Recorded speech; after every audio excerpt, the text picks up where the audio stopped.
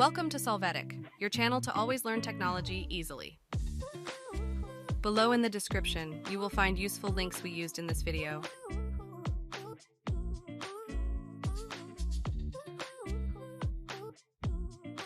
Today in Solvetic, we will see where the recycling bin is on Facebook.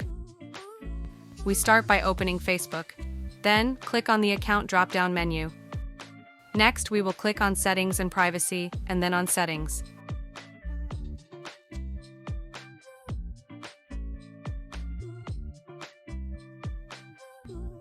Here we go down and enter the activity log.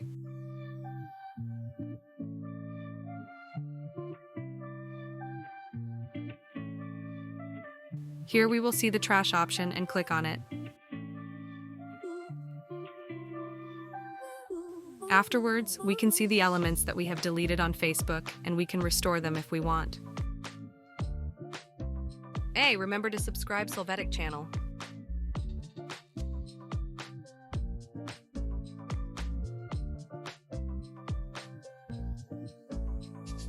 We hope it has been helpful for you.